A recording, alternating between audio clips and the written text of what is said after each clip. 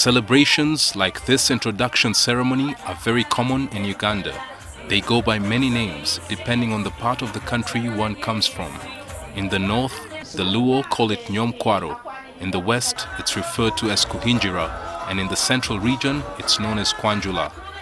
The ceremony is a marriage in its own right, once it's registered with the relevant authorities. To register customary marriage, because most people in Uganda are mainly thinking about the church marriage and the marriage, civil marriage and the church marriage, and are not considering customary marriage as a legal form of marriage.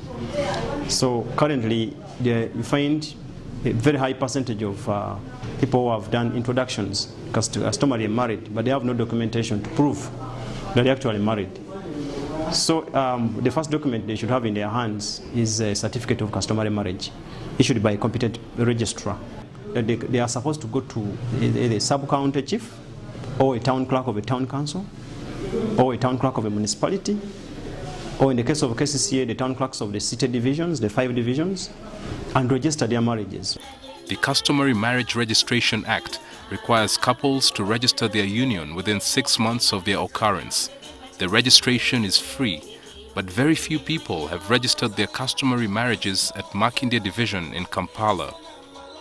So that's the problem we are having, that somebody's always dreaming about the holy marriage, which may never come. So before they could get to that, I would recommend that after introduction, they could quickly register this one as they wait for the other one. But the girls normally think that if we get this one, then the man may now relax. The ceremonies are widely held in central Uganda. It's considered an important tradition which is recognized by the Buganda Kingdom.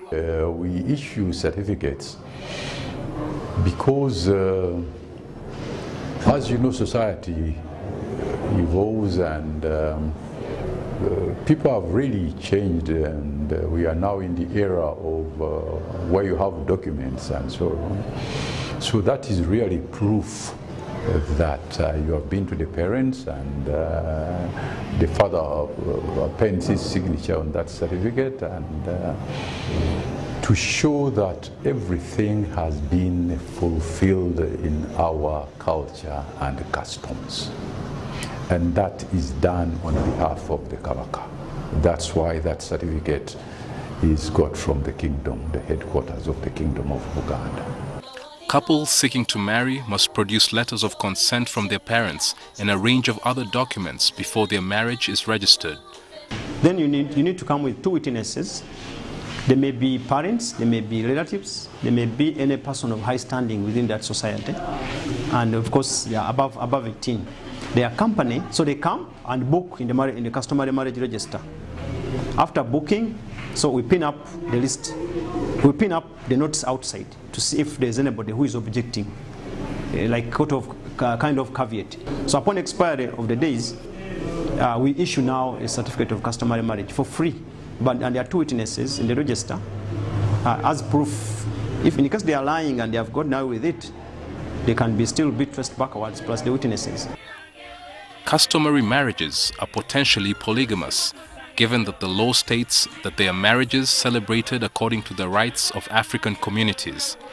The customary marriage certificates collected from across the country are supposed to be sent to the Registrar General's office at the Uganda Registration Services Bureau every month.